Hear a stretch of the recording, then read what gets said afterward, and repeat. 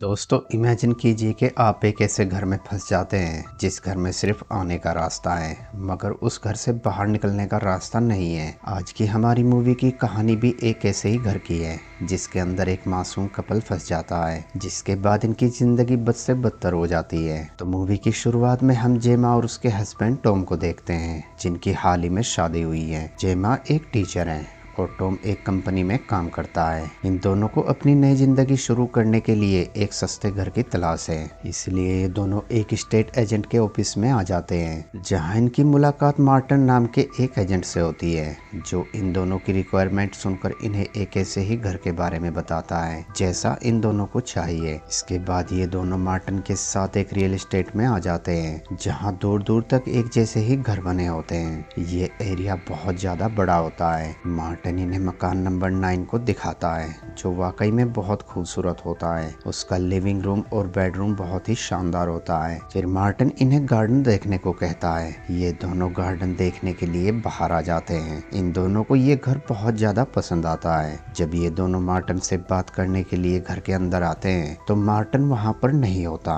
बाहर आने पर जेमा देखती है कि मार्टिन की गाड़ी भी गायब है। इन्हें लगता है कि शायद मार्टिन को कोई काम आ गया होगा, इसीलिए वो इन्हें बिना बताए यहाँ से चला गया। ये देखकर ये दोनों भी अपनी गाड़ी में बैठकर वहाँ से निकलने लगते हैं। काफी दूर चलने के बाद टॉम देखता है कि ये अब भी मकान नंबर 9 के सामने है। टॉम को लगता है कि शायद जेमा रास्ता भूल गई है और वो गलती से एक ही जगह घूम रही है, इसीलिए टॉम खुद ड्राइव करता है। वो इस बार गाड़ी को लेकर दूसरे रास्ते से निकल पड़ता है। तभी जेमा देखती है कि इनके फोन में नेटवर्क भी नहीं है। ये बात इन दोनों को काफी अजीब लगती है, पर इससे पहले कि ये दोनों कुछ सोच पाते ये लोग फिर से मकान नंबर 9 के पास आ जाते हैं। ये देखकर टॉम काफी परेशान हो जाता है और वो स्मोकिंग करने लगता है। जेमा उसे ऐसा करने से मना करती है तो टॉम अपनी सिगरेट को बाहर फेंक देता है और फिर से अपनी गाड़ी लेकर चल पड़ता है, मगर रिजल्ट सेम होता है। ये बार बार मकान नंबर 9 के सामने आ जाते हैं। अब इन दोनों की चिंता बढ़ने लगती है क्योंकि ये लोग चाहकर भी यहाँ से नहीं निकल पा रहे थे।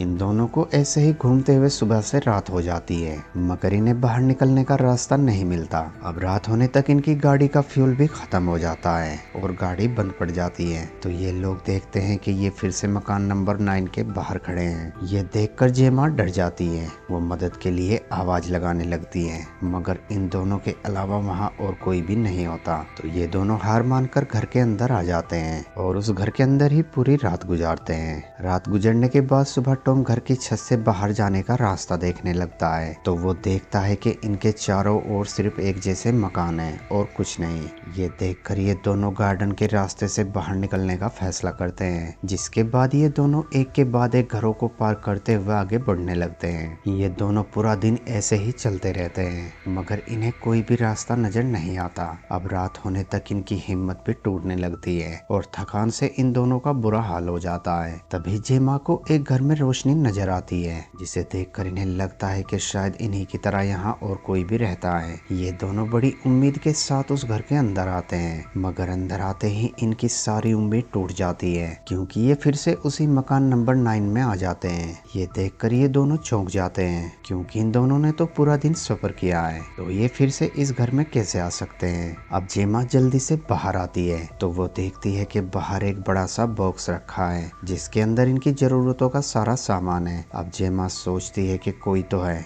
जो इस बॉक्स को यहाँ रख के गया है, इसीलिए जेमा उसे पुकारने लगती है जो यहाँ इस बॉक्स को रख के गया है। पर अब टॉम का सब्र खत्म हो जाता है। वो गुस्से में आकर पूरे घर को आग लगा देता है ताकि उसे जलता देख कोई तो उसे बचाने आ सके। ये दोनों पूरी रात बैठकर उस मकान को अपनी आंखों से जलता देखते हैं और सुबह होते होते बाहर ही सो जाते हैं। सुबह जब जेमा की आंख खुलती है तो वहाँ फिर से एक बॉक्स रखा होता है। जेमा देखती है कि उसके अंदर एक बच्चा है और लिखा है कि तुम्हें इस बच्चे को पालना है और इस बच्चे के बड़े होते ही तुम्हें रिहा कर दिया जाएगा। तभी ये दोनों देखते हैं कि जो घर कल रात जलकर राख हो गया था वो अब फिर से बिल्कुल पहले जैसा हो गया है। ये देखकर ये दोनों हैरान हो जाते हैं। अब इन्हें समझ आ जाता है कि ये लोग बहुत बड़ी मुसीबत में फंस चुके हैं। फिर हम 3 महीने बाद का सीन देखते हैं। वो बच्चा भी बहुत तेजी से बड़ा हो रहा होता है। दरअसल ये बच्चा एक म्यूटेंट है। वो बच्चा जेमा और टॉम को ही अपने पेरेंट्स समझता है मगर वो दोनों ही इस बच्चे से नफरत करते हैं क्योंकि इन्हें लगता है कि ये दोनों इस बच्चे की वजह से ही यहाँ पर फंसे हैं। जेमा और टॉम हर रोज कचरे को बाहर रखकर उसे उठाने वाले का इंतजार करते हैं, मगर ये दोनों आज तक पता नहीं लगा पाए कि उसे कौन उठा कर ले जाता है।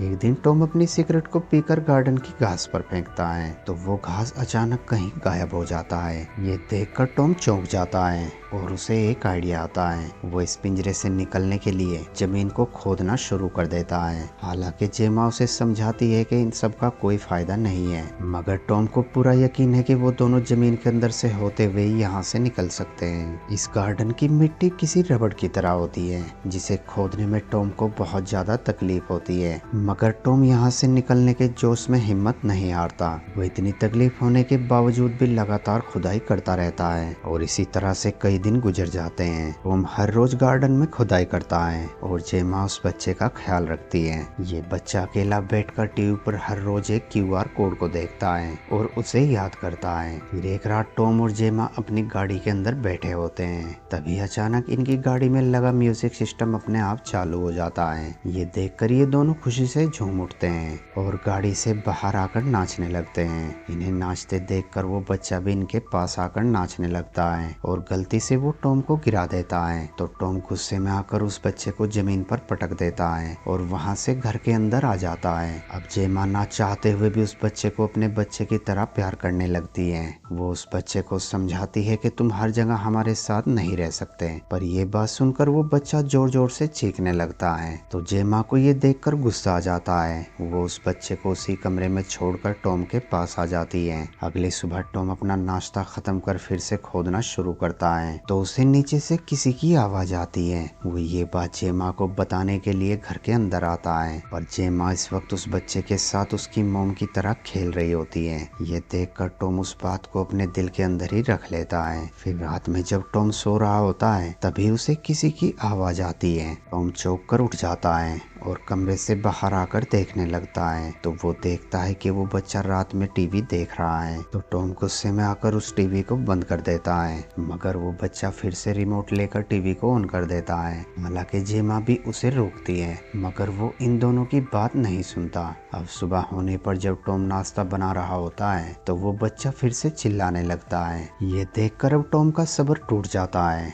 वो गुस्से में आकर उस बच्चे को टेबल से उठाकर गाड़ी के अंदर लॉक कर देता है, मगर जेमा की ममता जाग जाती है। वो टॉम को ऐसा करने से मना करती है तो टॉम जेमा को समझाता है कि वो इंसानी बच्चा नहीं है, तुम उसे अपना बच्चा समझना बंद करो। पर जेमा टॉम की एक नहीं सुनती और वो टॉम से चाबी लेकर बच्चे को गाड़ी से बाहर निकाल लेती है। पर इस बात से जेमा और टॉम के बीच एक बहुत बड़ी दीवार खड़ी हो जाती है। अब टॉम और जेमा एक दूसरे के साथ नहीं रहते। जेमा सारा दिन उस बच्चे के साथ रहती है और टॉम अब उसी गड्ढे के अंदर रहने लगता है। इसी तरह से कई दिन गुजर जाते हैं। टॉम धीरे धीरे उस मिट्टी की वजह से बीमार पड़ने लगता है। एक दिन वो बच्चा जेमा को कहीं भी नजर नहीं आता तो जेमा बेचैन हो उठती है। वो टॉम से पूछती है कि तुमने उस बच्चे को कहीं देखा है। तभी वो बच्चा उनके पास आता है। उसके हाथ में एक बुक होती है तो जेमा देखती है कि उस बुक के अंदर ढेर सारे कोड हैं। ये वैसे ही कोड थे जैसे वो बच्चा हर रोज टीवी पर देखता है। तो जेमा उस बच्चे से पूछती है कि ये बुक तुम्हें किसने दी है। तो बच्चा जवाब देता है कि मैं तुम्हें उसके बारे में नहीं बता सकता। अब जेमा उससे सच उगलवाने के लिए उसके साथ एक गेम खेलने लगती है। इस गेम में उस बच्चे को जेमा की नकल उतारनी होती है। फिर जेमा उसे टॉम की नकल उतारने को कहती है और जब वो बच्चा गेम में पूरी तरह से खो जाता है तो जेमा उसे उस आदमी की नकल उतारने को कहती है जिससे वो आज मिला था। जब वो बच्चा उस आदमी की नकल उतारता है तो जेमा के होश उड़ जाते हैं। उसे एहसास होता है कि वो बच्चा हकीकत में एक न्यूटन है। वो रोते हुए उस बच्चे से कहती है कि मुझे सिर्फ अपने घर जाना है। तो बच्चा उसे मुस्कुराते हुए कहता है कि अब यही तुम्हारा घर है। यह सुनकर जेमा समझ जाती है कि वो कभी भी यहाँ से नहीं निकल सकते। फिर हम कुछ हफ्तों के बाद का सीन देखते हैं। अब वो बच्चा भी बड़ा हो जाता है। उस बच्चे के बड़े होते ही अब जेमा उससे डरने लगती है। उधर टॉम अब धीरे धीरे और भी ज्यादा बीमार हो जाता है। तो एक दिन जेमा टॉम से माफी मांगती है। वो कहती है कि तुम सही थे, हमें इसे बचपन में ही मार देना चाहिए था, मगर मैंने तुम्हें ऐसा नहीं करने दिया। इस पर टॉम उसे कहता है कि तुम्हारा दिल साफ है, इसीलिए तुमने ऐसा नहीं करने दिया, और टॉम जेमा को माफ कर देता है। जिसके बाद ये दोनों फिर से एक दूसरे के साथ रहने लगते हैं। वहीं वो लड़का इन्हें बिना बताए कहीं रोज जाया करता था, तो जेमा हमेशा उसका पीछा करती थी, मगर वो घूम फिर कर फिर से उसी घर के सामने आ जाती थी। फिर एक रात टॉम को खुदाई करते समय गड्ढे में एक लाश दिखाई देती है, जिसे देखकर टॉम बहुत ज्यादा डर जाता है। तो जेमा उसे संभालती है और वो टॉम को लेकर घर के अंदर जाने लगती है, पर उस लड़के ने दरवाजे को अंदर से लॉक कर रखा होता है। तो जेमा उस दरवाजे को खुलवाने के लिए उसके सामने गिड़गिड़ाने लगती है, पर वो दरवाजा नहीं खोलता, मानो जैसे अब उस लड़के को इन दोनों की जरूरत नहीं थी। जेमा थकार कर टॉम को लेकर गाड़ी के अंदर आ जाती है। सुबह जब जेमा की आँख खुलती है तो वो देखती है कि टॉम की हालत और भी ज्यादा खराब हो चुकी है। जेमा टॉम के लिए उस लड़के से खाना मांगती है, तो वो लड़का जेमा से कहता है कि इनका आखिरी समय आ चुका है, अब इन्हें खाना देने का कोई फायदा नहीं है। ये कहकर वो लड़का वहाँ से चला जाता है। जेमा अब पूरी तरह से टूट जाती है। वो पूरा दिन टॉम को लिए बाहर बैठी रहती है। ये दोनों एक दूसरे के साथ ढेर सारी बातें करते हैं। टॉम जेमा से कहता है कि मैं आखिरी बार उस हवा को महसूस करना चाहता हूँ जो हमें यहाँ आने से पहले छुआ करती थी, और ये कहकर टॉम मर जाता है। तो जेमा फूट फूट कर रोने लगती है। रात होने पर वो लड़का कहीं से वापस आता है। उसके हाथ में एक बॉक्स होता है। जेमा को लगता है कि शायद इसके अंदर खाना है। जेमा जैसे ही उसे खोलकर देखने लगती है तो उसके अंदर डेड बॉडी को पैक करने वाला एक बैग होता है, जिसे देखकर जेमा खौफनाक चीख लगाती है। वो लड़का टॉम की लाश को उस बैग के अंदर पैक कर उसे टॉम ही के खोदे हुए गड्ढे के अंदर फेंक देता है, और जेमा को बाहर ही छोड़कर खुद घर के अंदर चला जाता है और दरवाजे को फिर से लॉक कर लेता है। जेमा पूरी रात अपनी गाड़ी के अंदर गुजारती है। सुबह होने पर वो लड़का जेमा को इधर उधर देखने लगता है, पर अब जेमा उस लड़के को मारने का फैसला कर चुकी होती है। वो पीछे से आकर एक पिक से उस लड़के पर हमला करती है, तो वो लड़का किसी जानवर की तरह रोड को उठाकर उसके अंदर घुस जाता है। अब जेमा भी उसका पीछा करते हुए नीचे कमरे में आ जाती है। यहाँ हमें पता लगता है कि ऊपर की तरह ही नीचे भी जमीन के अंदर इनकी एक दुनिया है। जेमा को यहाँ एक छोटा न्यूटन दिखाई देता है, और जेमा की ही तरह यहाँ भी एक औरत फंसी होती है। पर इससे पहले कि जेमा उससे कुछ पूछ पाती, वो अचानक जमीन के अंदर धंस जाती है और वहां से दूसरे फ्लोर पर आ जाती है, जहां उसे एक टब के अंदर लाश पड़ी मिलती है, जिसे देखकर जेमा बहुत ज्यादा डर जाती है और वहां से फिसलकर एक कमरे में आ जाती है। अब जेमा जैसे ही दरवाजा खोलती है तो वो देखती है कि वो फिर से मकान नंबर 9 में पहुंच गई है। अब जेमा की हालत भूख की वजह से बहुत ज्यादा खराब हो जाती है। वो पूरी तरह से टूटकर जमीन पर गिर जाती है। वो बड़ा न्यूटन उसे भी बैग के अंदर पैक कर उसे भी टॉम के साथ दफन कर देता है।